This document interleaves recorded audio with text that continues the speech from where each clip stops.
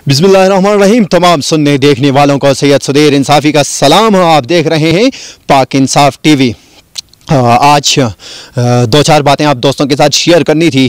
तो first of all ये कि आप सब जानते होंगे कि पाकिस्तान में इस वक्त हर तरफ हलचल मची हुई है। वो हलचल क्या है कि आर्मी चीफ जनरल बाजवा साहब जाने वाले हैं और आने वाले आर्मी चीफ के 6 नाम सामने आ चुके हैं। आप सबके सामने नाम बताने की ज़रूरत नहीं, लेकिन फ़र्स्ट ऑफ ऑल मैं आपको ये ज़रूर बताऊंगा कि 6 नामों में से जो 5वें नंबर पे नाम आ रहा है वो है जनरल फैज़ हमीद का। जनरल फैज़ हमीद का ताल्लुक़ जो है वो बलोच रेजिमेंट से है और वो एक निडर बेबाक बहादुर जो है सिपाही हैं, फ़र्जंद है पाकिस्तान के, सपूत हैं और हमें फ़ख्र है उन पे कि जब वो DG ISI थे और फिर वो जब सिलेक्ट हुए ISI के चीफ़, तो उनकी ISI के चीफ़ जब वो पाकिस्तान के ISI के चीफ़ थे तो उस वक्त ख़ित्ते में एक बहुत बड़ी तब्दीली देखने को मिली। वो तब्दीली थी अफ़गानिस्तान में जो मकामी हुकूमत आई है, मिल्लत इस्लामिया का नफाज हुआ है, उसमें क्रेडिट जो जाता है वो पाकिस्तान के 3 लोगों को जाता है।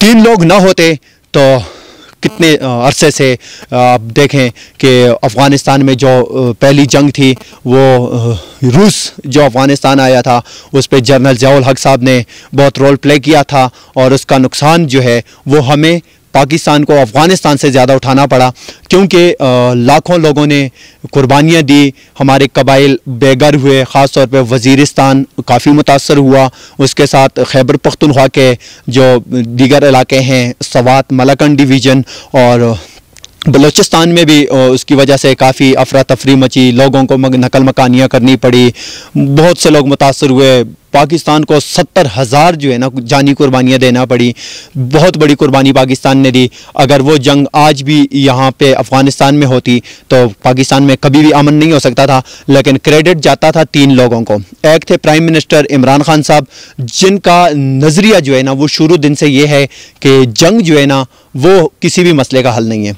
जंग किसी भी मसले का हल नहीं है, उससे ये ज़ाहिर होता है कि जंग किसी के मसले का हल नहीं है। जब इमरान खान साहब हुकूमत में आए, तो उनके हुकूमत के पहले 2 सालों में 3.5 साल तो उन्होंने हुकूमत की है, लेकिन 2 साल जब उनकी हुकूमत को पूरे हुए तो जैसे ही जनरल फैज़ हमीद साहब ISI के चीफ़ बने, उन्होंने फौरी तौर पे उनको अफ़गानिस्तान भेजा और अफ़गानिस्तान में वो जाके उन्होंने तालिबान के साथ भी बातचीत की, अमरीकी के आला हुकाम से भी बातचीत की और इसी आसना में अमेरिका को अफ़गानिस्तान से, मैं तो नहीं कहता, ये मैंने तारीख पढ़ी है, एक मैगज़ीन ने ये शाया किया था, पाकिस्तान के संडे मैगज़ीन ने, कि जनरल हमीद गुल साहब जो थे वो जब DG ISI थे और फिर ISI के चीफ़ जब बने तो उनका नाम आर्मी चीफ़ के फहरिस्त में भी आ रहा था। वक़्त के आर्मी चीफ जब जा रहे थे उस वक़्त के, तो सबसे पहले जो समरी थी वो रात 9 बजे जो है ना सदर हाउस जानी थी। सदर हाउस ने उस पर साइन करने थे, नाम फाइनल करना था, लेकिन 10 बजे से पहले उस वक़्त में अमरीकी सदर चाहते हैं कि नॉट एक्सेप्टेड कि ये मतलब कि हम हमीद गुल को पाकिस्तान आर्मी चीफ नहीं कबूल करते। जब वो पाकिस्तान आर्मी चीफ अमेरिका मुंतखब करेगा, जब हमारी सियासी कुव्वतें मुंतखब करेंगी, ये हल नहीं है मसले का, ये एक तरीक़ाकार होना चाहिए। और फैज़ हमीद साहब जो है ना, मोहब्बत करने वाले हर शहरी चाहता है कि फैज़ हमीद साहब का नाम फाइनल किया जाए, वो आर्मी चीफ बने, ताकि मुल्क बेहतरी आए मुल्क में। पॉलिटिक्स ने पाकिस्तान को जो नुकसान पाकिस्तान की सियासी कुव्वतें उन्हें पहुंचाया वो कभी भी दुश्मन नहीं पहुंचा सके। हमारे दुश्मन जो है ना, पाकिस्तान के दुश्मन जो है ना, वो नुकसान पाकिस्तान को कभी नहीं पहुंचा सके। जो हमारे अपने मुल्क के अंदर गद्दार बैठे हैं, बड़े नाम हैं। मैं आपको बताऊं कि आप बानी MKM अल्ताफ़ हुसैन साहब का नाम लें। अल्ताफ़ हुसैन साहब कौन थे? वो क्या कर रहे थे पाकिस्तान में? क्या उन्होंने पाकिस्तान की भलाई के लिए कुछ किया? सिंध में उनको शुरू दिन से वो बैठे हैं, बोरी बंद लाशें उनके टाइम में मिलती थी, बतौखोरी उन्होंने शुरू की। फिर मियां नवाज शरीफ साहब का नाम आता है। मियां नवाज शरीफ साहब जब वज़ीर आला पंजाब थे, ये मैं नहीं कह रहा, वो मैंने पढ़ी, उसमें ये लिखा हुआ था जब वज़ीर आला पंजाब नवाज शरीफ साहब थे और उनके मशीर उनके जो थे ना हुसैन हक्कानी साहब, उस टाइम में वो लफाफा सहाफ़त को उन्होंने जन्म दिया। वो लफाफा सहाफ़ी आज हर इदारे में बैठे हैं, सोशल मीडिया पे वो बैठे हैं, निजी चैनल पे वो बैठे हैं, हर प्रोग्राम में रात 8 बजे से लेके 11 बजे तक आप बैठ के सुने। कोई इमरान खान का रोना रोता है, कोई नवाज शरीफ का रोता है, कोई सदर जरदारी का रोता है। आप देखें हमारा हमसाया मुल्क है, रिवायती हरीफ हमारे साथ बैठे हैं, दुश्मन हमारे सर पे चढ़े। हिंदुस्तान को देख लें, हिंदुस्तान क्यों ऊपर जा रहा है? हिंदुस्तान का मीडिया आज़ाद है। कभी भी हिंदुस्तान का एक चैनल, कोई भी एक चैनल, आप सोशल मीडिया को उठा लें, वहाँ की किसी एक यूट्यूबर को देख लें, किसी एक व्लॉगर को देख लें, वो कभी भी अपने देश के खिलाफ बात नहीं करेगा, कभी भी अपने देश के नुकसान की बात नहीं करेगा। यहाँ पे देखें, फेसबुक पे देखें, ट्विटर पे देखें, इंस्टाग्राम पे देखें, यूट्यूब पे देखें, बड़े बड़े तजियाकार बैठे हैं, बड़े बड़े अफलातून बैठे हैं, बड़ी बड़ी कुव्वतें बैठी हैं। वो कभी कहते हैं ये वो हो गया मुल्क को, कभी मुल्क को जो नुकसान सबसे ज़्यादा पाकिस्तान को नुकसान पहुंचाया है वो पाकिस्तान के सियासतदानों ने पहुंचाया है। चला हमारी सहाफ़ी जो सच की बात करते हैं वो आजकल इतने प्रेशराइज हैं कि बास तो ऐसे हैं कि वो मुल्क छोड़ने पर मजबूर हो गए हैं। अरशद शरीफ को केनिया के शहर नैरोबिया में गोलियां मारी जाती हैं, शहीद किया जाता है उसको, कोई पूछने वाला नहीं, कोई कमीशन नहीं। बात होनी चाहिए यहाँ पे मुल्की मफाद की, सबसे पहले होना चाहिए मुल्की मफाद। तो अब बात फिर आती है मुल्की मफाद के साथ, मुल्की मफाद किस में? मैं आपको बताऊं कि 2 हफ्ते हो गए हर मीडिया पे ये बात चलती है, हर सोशल मीडिया पे ये बात चलती है, इलेक्ट्रॉनिक मीडिया पे चलती है, प्रिंट मीडिया पे चलती है कि आर्मी चीफ। कोई एक कानून तो बनाया होता है इन्होंने, ये जो बड़े बड़े वानों में बैठे हैं जिनको हम वोट दे के मुंतखब करते हैं, जो हमारी नुमाइंदगी करते हैं, जो आइन में तरामीम करते हैं, उन्होंने एक कानून बनाया होता है ऐसा कि पाकिस्तान आर्मी का जो चीफ मुंतखब होगा उसका तरीक़ाकार एक ऐसे होगा जैसे चीफ जस्टिस ऑफ पाकिस्तान मुंतखब होती है। उनके पीछे जिसकी बारी है वही आर्मी चीफ बनेंगे, आर्मी चीफ वही बनेंगे जिसकी बारी आती है। मैं कहता हूँ एक आप प्राइमरी स्कूल का उठा लें, मेरी एजुकेशन प्राइमरी स्कूल तक है, मैं जानता हूँ। प्राइमरी स्कूल में हमारे हेड मास्टर थे, जब वो रिटायर हो रहे थे, ये नहीं कि इस्लामाबाद से नाम आ गया भाई, एबटाबाद से नाम आ गया भाई, पिशावर से नाम आ गया भाई, स्वात का एक हेड मास्टर है वो GPS चौलकलाम में जो आके हेड मास्टर बन जाएगा। नहीं, जो उसके बाद वहाँ पे सीनियर था, जो स्कूल में हेड मास्टर जो जाने वाला था, उसके बाद जो दूसरे नंबर पे सीनियर था वो ऑटोमेटिकली वहाँ के हेड मास्टर बन गए। ये तरीक़ाकार है, हर इदारे में तरीक़ाकार होता है, हर चीज़ में तरीक़ाकार होता है। सबसे पहले ये सियासतदानों के लिए रीढ़ की हड्डी बन गई है।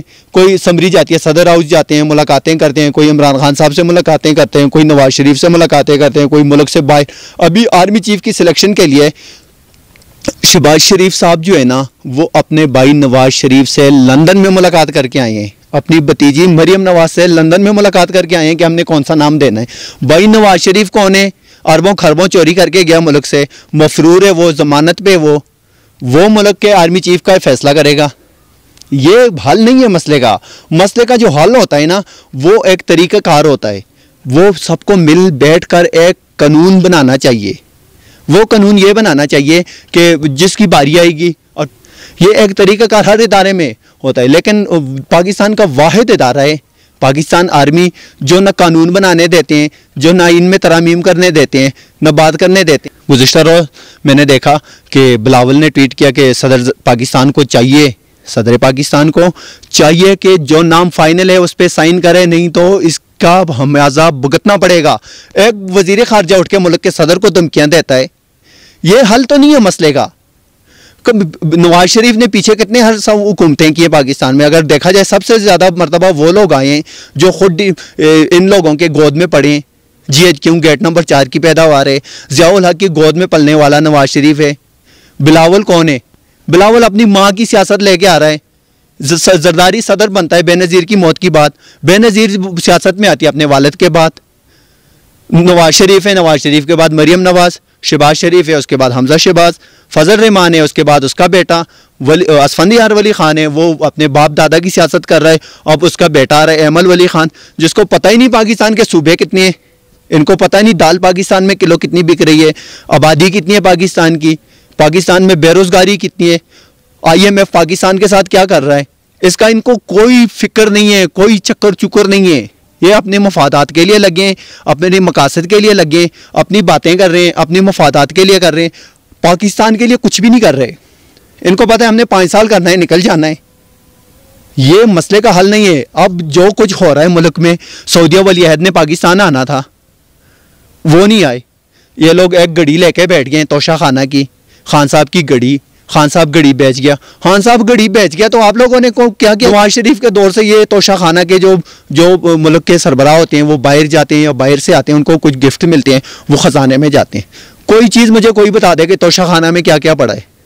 जो कीमती चीज़ें होती हैं ये लोग बेच देते हैं। खान साहब ने भी यही किया, बेच दी। कल से कहने थप्पड़ मारा है, थप्पड़ थप्पड़ नहीं मारा, ये हम लोगों को, आप लोगों को बेवकूफ़ बना रहे हैं।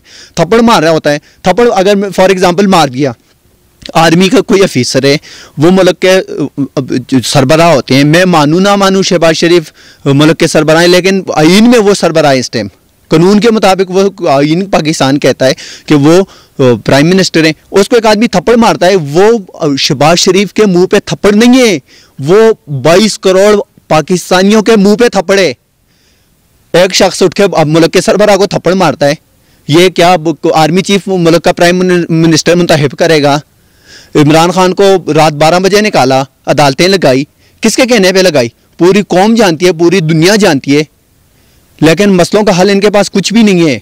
खुदा के लिए, खुदा के लिए जो दोस्त, जो भाई मेरी ये बात सुन रहे हैं, वो इस बात को अपने जहन में बिठाएं कि ये बात ज़रूर जहन में रखें कि सबसे पहले पाकिस्तान है तो हमें, पाकिस्तान नहीं होगा, कायद आज़म पाकिस्तान ना बनाता। आज इंडिया में देखें, पाकिस्तान से ज़्यादा आबादी वहाँ पे मुसलमानों की, वो नहीं दे सकते, डर रहे हैं, खौफ है, हिंदू इंतहा पसंद उनके सरों पे बैठे हैं। कायद आज़म ने पाकिस्तान बनाया, कुर्बानी दी, हमारे आबाओ अजदाद ने बहुत कुर्बानियाँ दी हैं वहाँ पे, लेकिन कुर्बानी दी और कुर्बानी के बदौलत हमें पाकिस्तान मिला। और पाकिस्तान दुनिया का वाहिद मुल्क है जो कलमे के नाम पे बना है। कहते हैं पाकिस्तान का मतलब क्या? ला इलाहा इल्लल्लाह। तो मेरा कहने का मकसद यही है कि सबसे पहले पाकिस्तान,